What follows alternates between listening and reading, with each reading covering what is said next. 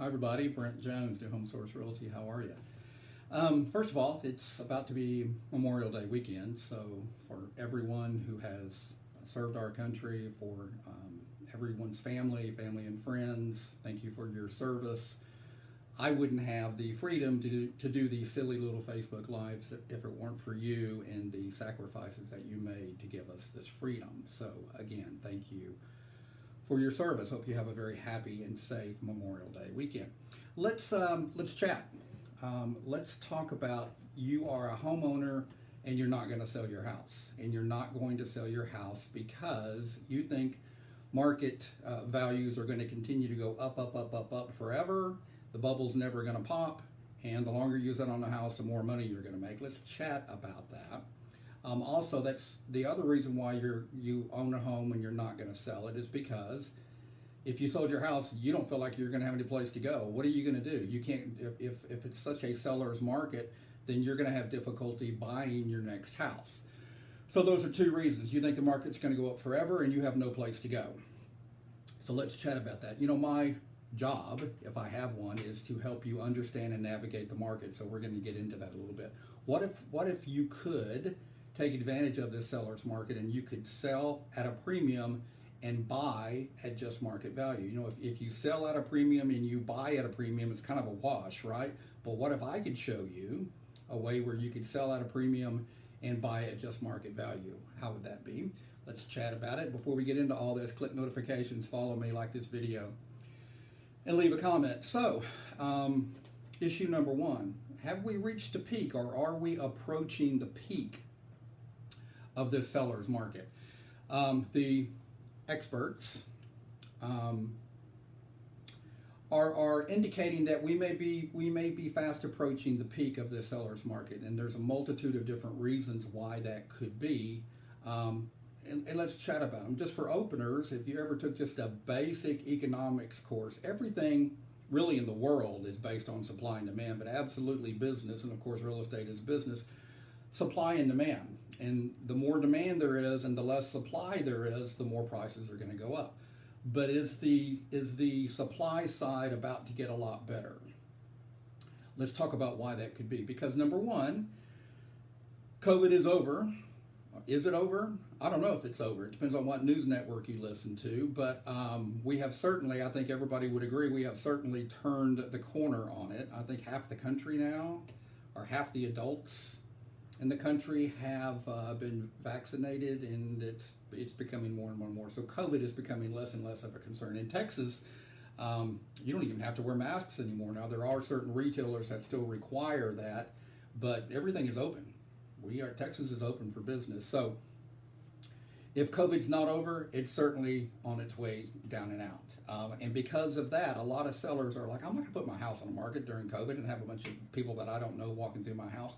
Those concerns are coming to an end. So there's a supply increase right there of homeowners that are, okay, we're post-COVID now, it's time for us to sell our house. So there's some supply right there. I've done a video before about the mortgage moratorium that the government put in place, where during COVID you could hit the pause button on paying your mortgage and kind of have some relief during COVID when you weren't able to work. Well, it's getting really close to time to pay the piper. That moratorium is up in June, the end of June. They may or may not extend it. Even if they extend it again, they're only going to extend it for a few more months.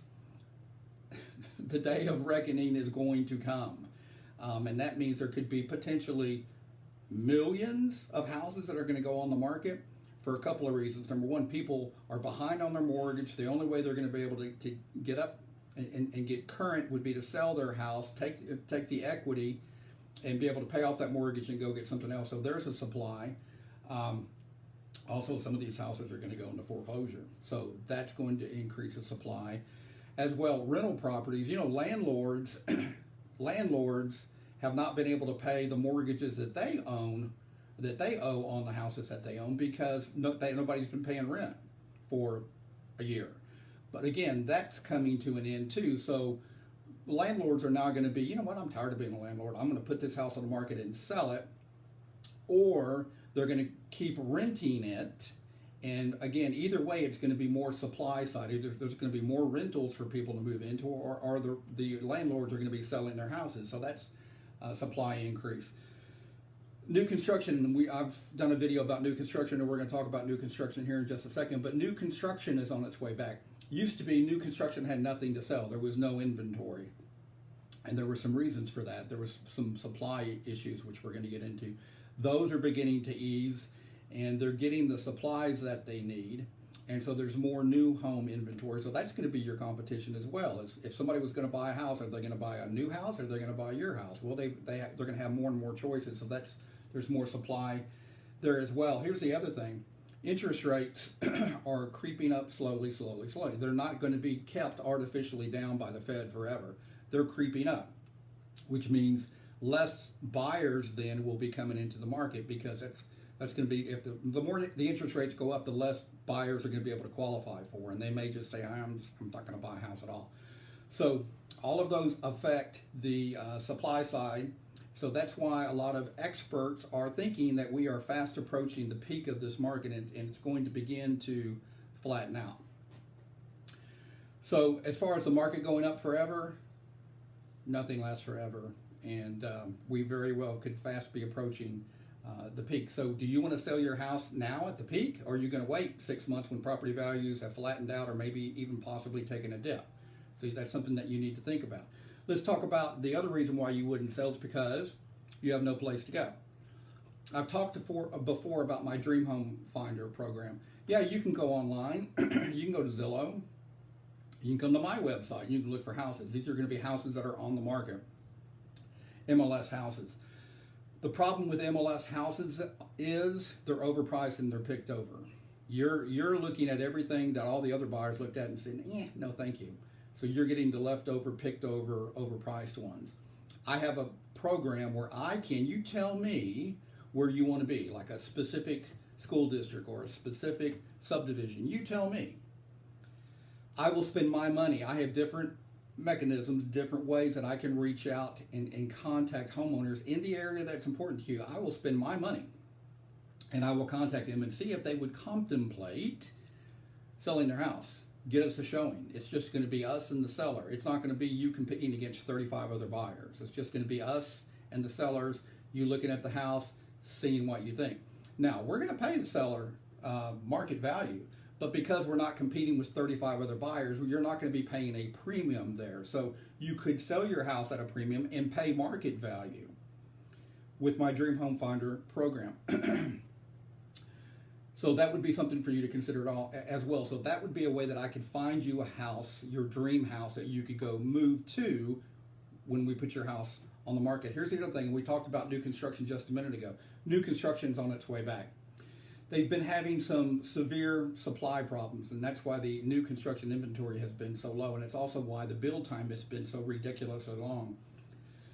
I remember talking to one builder, his build time, now he's a upper end custom home builder, but his build time was a year. I've been doing this for 30 years. I have never heard of a build time, even for a nice, custom, expensive 6 to 7 figure home. I've never heard of a 12-month build time. But a lot of that was because of labor and supplies. The supplies in particular that new construction have been having challenges with is bricks, windows, and lumber. And a lot of that is COVID related. For whatever reason, the manufacturers of those products, those commodities, were having trouble with COVID, having labor, having supply problems. So builders couldn't build, obviously, if they don't have supplies, but that's beginning to ease up. So you're going to see new home inventory coming up and the build times going down. So my Dream Home Finder, I can find you existing homes that are not currently on the market. These are pre-listed homes. You tell me where you want to be and I'll spend my money. New construction is a wonderful option. New construction, they're not going to take multiple bids on the same property. If you like it, we fill out the paperwork and you put down earnest money, presto, it's yours.